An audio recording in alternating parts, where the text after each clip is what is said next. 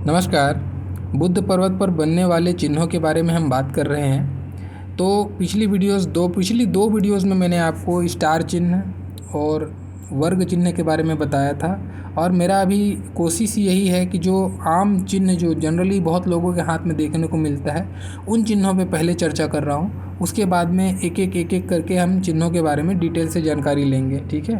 तो आज हम बात कर रहे हैं, आज का हमारा जो टॉपिक है वो बुद्ध पर्वत पर तिल का होना ये क्या संकेत देता है, इसके बारे में हम जानकारी लेंगे, इसको जानने की कोशिश करेंगे। तो एक बहुत आम धारणा है, लोगों के मुंह से आप अक्सर सुनने को मिलता है कि हथेली में तिल है तो बहुत धनवान होगा, बहुत पैसे वाला होगा, यानी कि शुभ दृष्टि से लोग इसके बारे में चर्चा करते हैं। और साथ ही आपको कभी कभी यूट्यूब चैनल में भी आप दूसरे चैनल देखेंगे तो वहाँ पर भी ऐसी बातें होती हैं कि कोई इसको शुभ चिन्ह भी बताता है। लेकिन मैं आपको बता दूं, हथेली पे, मैं केवल बुद्ध पर्वत की बात नहीं कर रहा हूँ, हथेली पे कहीं पर भी तिल हो, कहीं पर भी, उंगली से लेकर कलाई तक कहीं पर भी, ये आपको शुभ प्रभाव नहीं देगा।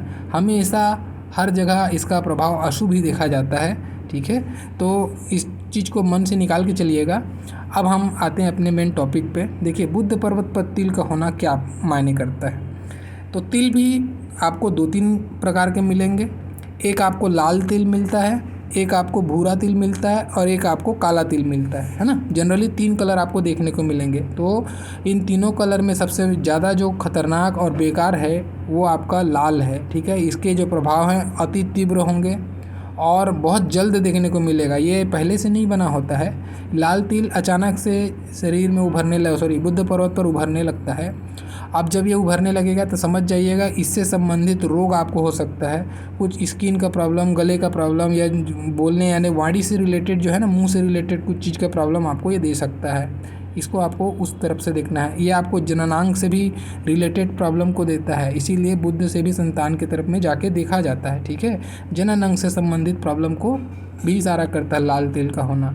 वैसे ही अगर आप देखेंगे थायराइड का प्रॉब्लम हो गया किसी को, ये भी आपको बुद्ध साइड से देखा जाता है। तो लाल तिल आपकी जनरली रोग का लक्षण है या फिर कोई गंभीर दुर्घटना का लक्षण है, ठीक है, लाल तिल उभरता है तो। वैसे ही भूरा तिल जो होगा, भूरा तिल देखने में फीका होगा तो इसका जो प्रभाव है ये बहुत कम है, अल्पतम प्रभाव देखने को मिलेगा। ये बहुत ज़्यादा आपको परेशान नहीं करेगा, लेकिन हाँ, परेशान तो बिल्कुल करेगा, लेकिन इतनी परेशानी आपको नहीं उठानी पड़ेगी जितनी कि आपको लाल या फिर काले तिल पे उठाना पड़े।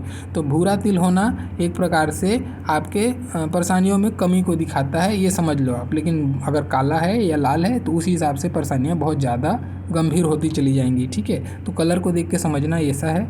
और तिल का साइज, अगर तिल का साइज छोटा है तो आपकी परेशानी थोड़ी छोटी होगी, कम मार पड़ेगा आपको।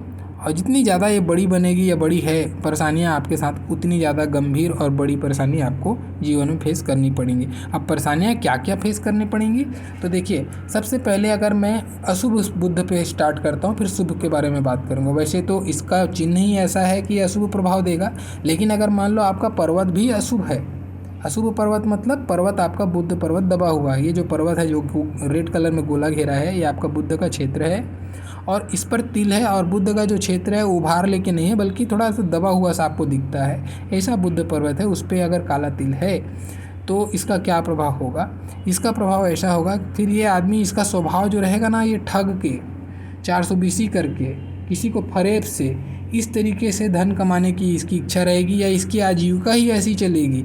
हमेशा ठग के, दूसरे को धन छीन के, किसी भी प्रकार से दूसरे का धन हथियाने वाली एक्टिविटीज़ ये हमेशा करेगा और उसके कारण से बदनाम होगा। और बदनामी के बाद इसको राजदंड, इसको हम बोलते हैं कि प्रशासनिक कार्यवाही इसके ऊपर होगा, ठीक है। तो ये अच्छा नहीं है। ऐसे लोग जो है जेल यात्रा या फिर कुछ भी प्रकार से इनके ऊपर में दफ़ा लग जाता है, ठीक है। ये अच्छा नहीं है, ये दंड को बताता है, ठीक है। अब ऐसे लोग, मैंने कहा कि अगर रेड तिल है तो रोगी हो सकता है, रोग की तरफ में इशारा है। तो काला तिल हो तो रोगी ना हो, ऐसा नहीं है। वो लाल तिल है तो गंभीरता को बताता है रोग की, और काला तिल भी आपको रोगी बनाता है। तो इन जो भी क्षेत्र मैंने बताया, उन क्षेत्र में से उस टाइप के जो प्रकार के रोग हैं ऐसे लोगों को देखे जाते हैं। कभी कभी पत्थरी का भी आप यहाँ से जाके देखते हो, ठीक है। पत्थरी का भी प्रॉब्लम आपको बुद्ध पे ही नज़र आता है, तो ये पत्थरी का भी इंडिकेशन आपको देता है। अब वैसे ही अगर हम बात करते हैं शुभ पर्वत मतलब कि अगर आपका पर्वत सम है या उन्नत है, ठीक है, अगर उस पर आपको तिल दिखता है, काला तिल दिखता है या लाल तिल दिखता है, उसी हिसाब से आप फल समझ लीजिएगा, मैं कलर की बात नहीं करूँगा अभी।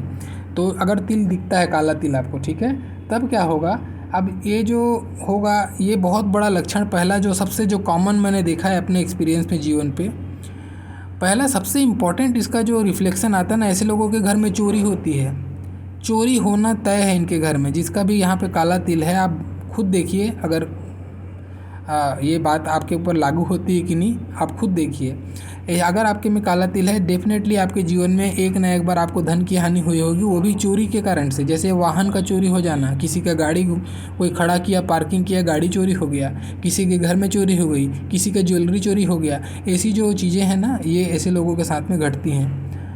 और जितना बड़ा तिल होगा नुकसान उतना गंभीर होगा उसको। छोटा तिल है छोटा नुकसान, बड़ा तिल है बड़ा नुकसान, ठीक है, ऐसा उसको देखना। अब ये चोरी कब होगी, वो कब होगी वाली घटना जो आपको पता करना है, तो आपकी धन की रेखा को देखना पड़ेगा, आपकी जीवन की रेखा को देखना पड़ेगा, ठीक है। तो हम इस पर अभी हमारा टॉपिक ये नहीं है, इसके लिए हम सेपरेट बात करेंगे। हम आज तिल के चिन्ह के बारे में बात कर रहे हैं, चिन्ह हमको क्या संकेत दे रहे हैं उस पर बात कर रहे हैं। तो हम ये बताएंगे, पहला जो कॉमन चीज़ देखने को मिलता है वो चोरी है, ठीक है।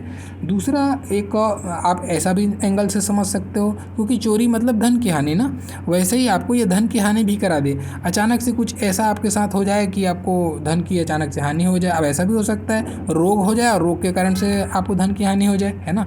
तो इसके परिणाम आपको धन की हानि के तरफ में जाके देखना है। लेकिन मैंने चोरी शब्द इसलिए ज़्यादा स्पेसिफिक कह दिया है क्योंकि ये मेजॉरिटी अब मैंने अपने एक्सपीरियंस में ऐसा पाया है, जिनका होता है उनका चोरी होना तय होता है। उनके घर में एक आध बार, कभी कभी रिपीटेशन भी होता है, 2-3 बार चोरियां हो जाती हैं किसी के घर में। ये तिल अगर गाढ़ा बना हुआ है और उस पर भाग्य रेखा में 3-4 बार कट लग रहा है, तो ये पॉसिबिलिटीज़ बनता है कि ऐसे घर में इनके साथ में चोरियाँ फ्रिक्वेंसी ज़्यादा हो जाए, इनके साथ में 2-3 बार चोरी हो जाए, ऐसा भी देखा जाता है।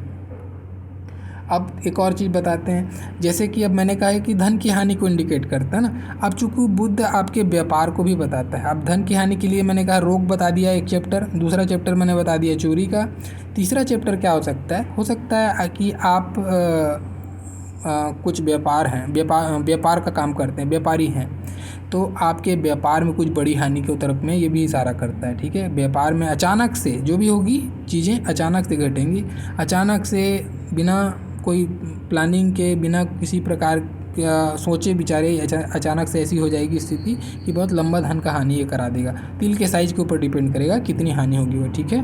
वैसे ही क्योंकि आप बुध से शिक्षा के तरफ में भी देखते हैं ना, क्योंकि आपकी बुद्धि है ये, तो आपको शिक्षा में हानि, या ऐसा होता है ना किसी के साथ में, किसी ने डिज़र्व किया है उस पढ़ाई के लिए, डिज़र्विंग है वो, लेकिन वो अटेम्प्ट किया फिर भी वो चीज़ें उसके साथ में हासिल नहीं हो पाती, ऐसी स्थिति को भी ये बताता है। जैसे ये खास करके बच्चों के लिए बात करें, अगर हम जो कॉलेज में है, जो उच्च शिक्षा हासिल करना चाहते हैं, अगर उनके हाथ में है तो उस समय उनका जो प्रयास किया हुआ प्रयास भी व्यर्थ हो जाता है। ये परिस्थितियाँ ऐसी जनरेट हो जाती हैं कि उनकी सारी तैयारियां होने के बावजूद भी कुछ ऐसा उनके साथ घटित हो जाता है कि वो पीछे रह जाते हैं। तो शिक्षा में हानि करा देता है, व्यापार में हानि कराता है, धन की बात करें तो चोरी करा देता है, रोग से धन की हानि करा देता है। ऐसी जो घटनाएँ घटती हैं ये इनसे आप देखते हो।